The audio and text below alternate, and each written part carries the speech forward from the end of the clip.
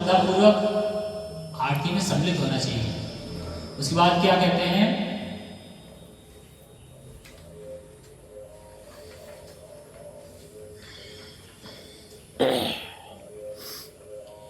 दक्षिणे नेताई चांद पामे गदाधर निकटे अद्वैत श्री निवास छत्रधर। भगवान के साथ में उनके 5 पार्षद हैं, 4 पार्षद और हैं, तो भगवान 5 विग्रह के रूप में रहते हैं हमेशा। उनको क्या बोलते हैं, पंच तत्व बोलते हैं। कौन कौन है, दक्षिण दाहिने साइड में नित्यानंद महाप्रभु और बाएं साइड में गदाधर जो स्वयं राधा रानी के स्वरूप हैं। और नित्यानंद कौन है, श्री बलराम जी हैं। उसके बाद में श्री अद्वैताचार्य जो कौन है, महाविष्णु का अवतार है, इस धरती पर भगवान की सेवा के लिए प्रकट हुए हैं। उसके बाद है श्रीनिवास। श्रीनिवास कौन है, साक्षात नारद मुनि। तो जब भगवान की आरती होती है तो ये सब भगवान के सम्मुख भगवान की सेवा में रहते हैं। और हम क्या करते हैं, 10 मिनट में थक गए हैं, बैठ जाइए, आराम कर लेते हैं। अरे जिनके पास अपरिमित शक्ति है, जिनकी कोई तुलना ही नहीं की जा सकती, वो उनकी सेवा में है। आप जब 10 किलो वजन उठाने के लिए गए तो उसके लिए भी दूसरा चाहिए, भैया थोड़ा हेल्प कर देना, इसको सर पर रखवा दो या इसको गाड़ी पर रखवा दो। इस बात क्या होता है, और वो क्या है, जो श्रीनिवास क्या है, क्या कर रहे हैं, छत्र लिए हुए क्या सेवा कर रहे हैं, भगवान के ऊपर छत्र धारण कराए हुए।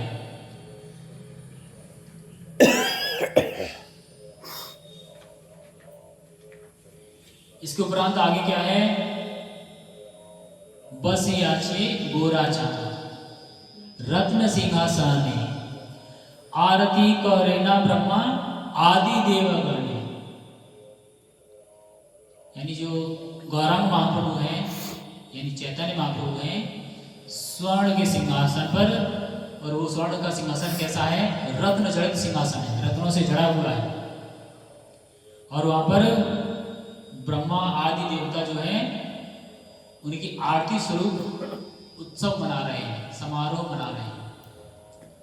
तो हम क्या करते हैं, डेली भगवान की आरती का उत्सव मनाते हैं। और वहां पर ब्रह्मा आदि जो देवता हैं, ब्रह्मा के बाद जितने भी देवता हैं वो सभी क्या करते रहते हैं, उनकी आरती में सम्मिलित होते हैं। और हम क्या है, उन्हीं की बनाई हुई एक छोटा सा जीव है, हम उनकी आरती में सम्मिलित होने में संकोच करते हैं या सही से सम्मिलित नहीं होते हैं। कभी इधर उधर बातें करते हैं, कभी मोबाइल चलाते हैं, कभी कान में फुसफुसा लेते हैं। और ये सब क्या है पता है, ये सब अपराध है। और कौन सा अपराध है, सेवा अपराध है।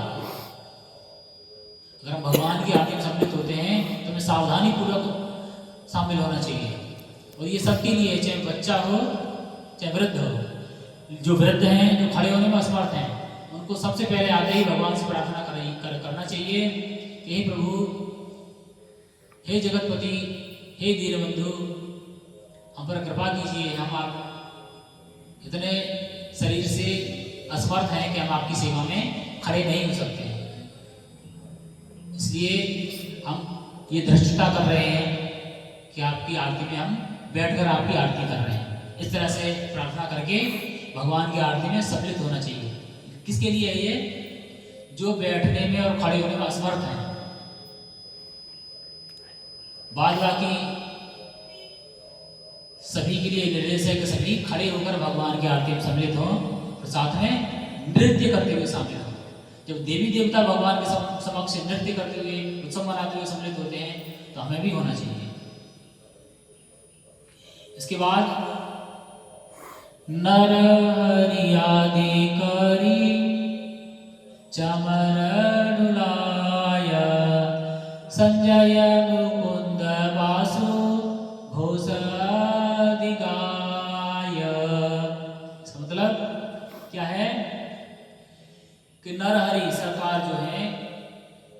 चैतन्य महाप्रभु के अन्य सहयोगी क्या कर रहे हैं, चंवर डुला रहे हैं। जो आपने देखा होगा सफेद बाल लगे रहते हैं, उसको डुलाया जाता है, वो सेवा कर रहे हैं भगवान की। और उसके बाद में कौन है, संजय पंडित और मुकुंद दत्त, ये भगवान के श्रेष्ठ भक्त हैं उस समय के। वासु घोष जैसे भक्त क्या कर रहे हैं, सुंदर कीर्तन गा रहे हैं। हम क्या है, मुंह बंद करके बैठ जाते हैं कि जब माइक मिलेगा, ये जब हमें मंदिर में थोड़ा महत्व दिया जाएगा तभी हम आरती गाएंगे। गाओ या मत गाओ, भगवान की आरती तो होनी ही होनी है, तो मत करो, कोई बात नहीं है। देवी देवता खड़े हैं ना उनकी आरती करने के लिए। अरे एक छोटे से कोने में अभी व्याख्या दिए थे, छोटे से कोने में एक छोटा सा जीव रहने वाला भगवान की आरती नहीं करेगा तो भगवान की आरती नहीं होगी। अरे भगवान की समक्ष तो असंख्य जीव खड़े रहते हैं कि हमें एक क्षण भर के लिए भगवान की सेवा प्राप्त हो जाए। हमें अवसर मिलता है, हम करना नहीं चाहते हैं। जिस दिन सेवा होगी उस दिन अवश्य गायब रहेंगे, कोई नहीं आएंगे। मंदिर सेवा कर रहा है तो मंदिर की जिम्मेदारी है। हम क्या कहते हैं, हम केवल और केवल आपको अवसर प्रदान करना चाहते हैं कि आप भी भगवान की सेवा में शामिल हों, जिससे आपको भी भगवान की कृपा प्राप्त हो सके। हम केवल इसलिए करते हैं, नहीं तो भगवान का काम तो होता ही, आइए बताइए, भगवान की सेवा होती रहेगी।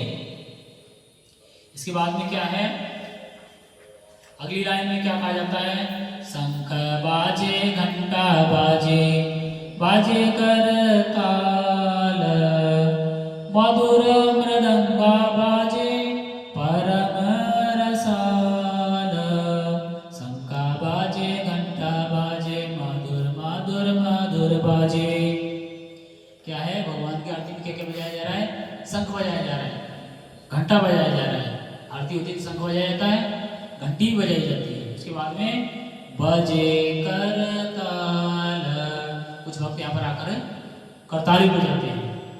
मधुरा मृदंग बाजे, यानी जब मृदंग बजाया जाता है तो इसकी जो स्वर है सभी वाद्य यंत्र से अधिक सुंदर होता है। यहाँ पर कोई बजाने वाला नहीं, इसलिए नहीं बजाया जाता। उसके बाद में बहु कोटि चंद्र जीवी बदन उज्ज्वल।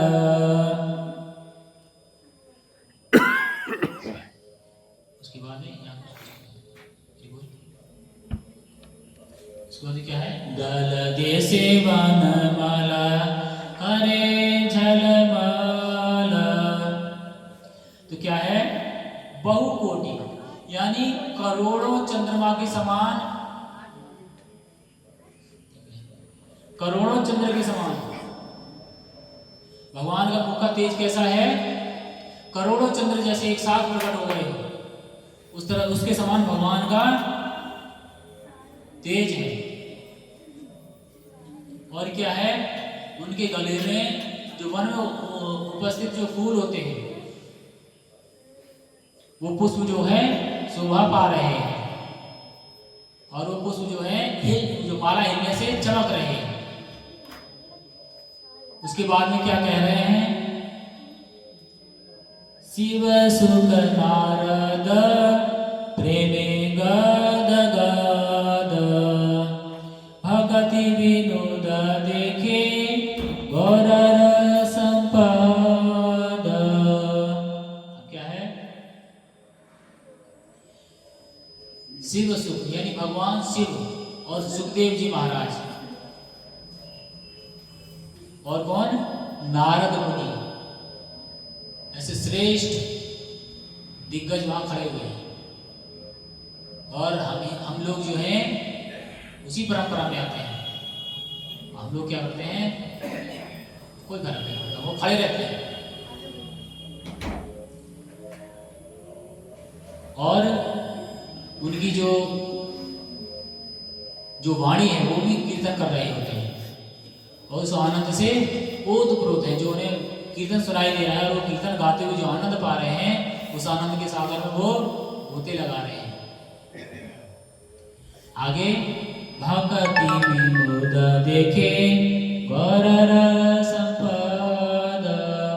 मतलब भक्ति विनोद जैसे अन्य श्रेष्ठ वैष्णव जो हैं वो चैतन्य महाप्रभु की महिमा का दर्शन कर रहे हैं और उनकी जो परंपरा है उसको आगे बढ़ा रहे हैं।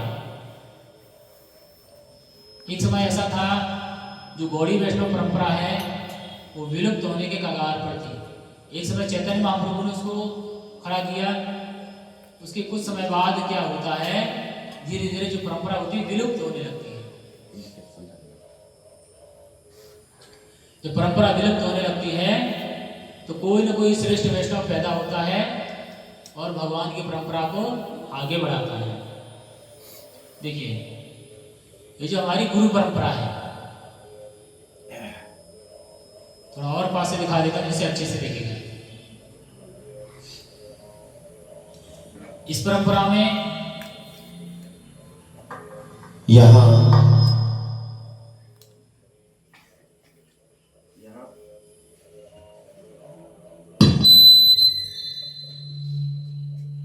प्रभु जी बता रहे हैं कि करे भक्ति विनोद देखे गौररा संपाद। कहते भक्ति विनोद ठाकुर के बारे में बता रहे। भक्ति विनोद ठाकुर जो चैतन्य महाप्रभु ने जो भक्ति का प्रचार किया उस परंपरा को क्या है आगे बढ़ा रहे। भक्ति विनोद ठाकुर कौन है? ये आप देख रहे हैं, सभी को दिखाई दे रहा?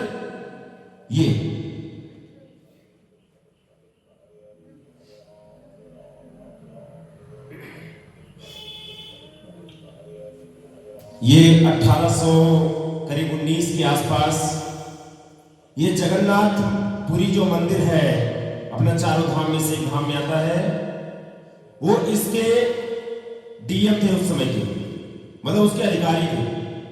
मंदिर में क्या कैसा देख रखा होगा, कैसे क्या होगा, उसकी जिम्मेदारी उनके पास थी। अंग्रेजी सरकार के अधिकारी थे। तो भक्ति विनोद ठाकुर ने बहुत मेहनत की है इस ब्रह्मांड गौड़ीय संप्रदाय अर्थात इस्कॉन में जो ये है चल रहे हैं, इनमें बहुत मेहनत का बहुत सहयोग है। फिर उसके बाद इधर देखेंगे, ये है गौर किशोरदास बाबा जी, ये है शिला भक्त सिद्धांत सरस्वती ठाकुर और ये है शिला प्रभुपाद। अब शिला प्रभुपाद को देखेंगे जो परदादा गुरु है, ये इधर है। देखिए ये दंड लिए खड़े हुए हैं इधर, वो है हमारे परदादा गुरु, मतलब हमारे गुरु महाराज के गुरु महाराज के गुरु महाराज। तो यह है जगन्नाथ दास बाबा जी, शिला भक्त विनोद ठाकुर, यह है गौर किशोरदास बाबा जी।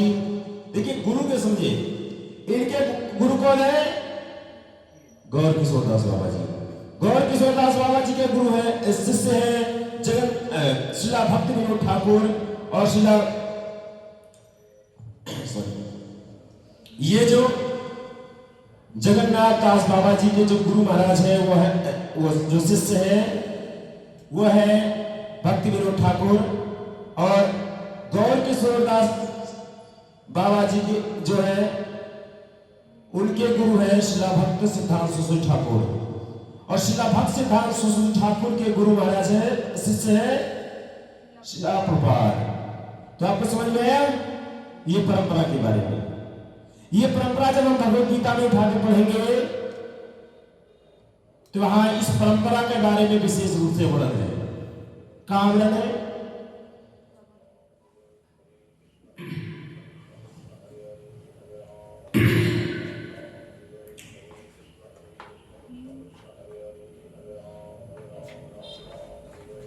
ये डिस्प्लिक सक्सेशन यहां देखेंगे शिला एसी भक्त वेदांत स्वामी शिला प्रभुपाद, ये हमारे परदादा गुरु का नाम है। उनके जो गुरु महाराज थे वो शिला भक्त सिद्धांत सरस्वती ठाकुर, उनके जो गुरु महाराज थे शिला गौर किशोरदास बाबा जी, उनके जो गुरु थे शिला भक्त विनोद ठाकुर, और उनके जो गुरु महाराज थे वो जगन्नाथ दास जी। ऐसे पीछे निकलते जाएंगे। हमारे परदादा गुरु 32वीं पीढ़ी में आते हैं और हम 36वीं पीढ़ी में। तो यह परंपरा के बारे में बता रहे हैं। आगे प्रभु जी इसका वर्णन करेंगे और आरती के बारे में बताएंगे। हरे कृष्ण। तो कि हमारी जो परंपरा में अभी भक्ति विनोद ठाकुर का वर्णन आता है, और भक्ति विनोद ठाकुर साधारण वैष्णव भक्त नहीं थे। उन्होंने परंपरा को आगे बढ़ाया है और उनकी एजुकेशन क्या थी कि वो अपनी एजुकेशन के बल पे वो डीएम बने थे, यानी आजकल के आईएएस पीसीएस। और हम क्या करते हैं, कोई डिग्री पा लेते हैं, आई एम वेल एजुकेटेड,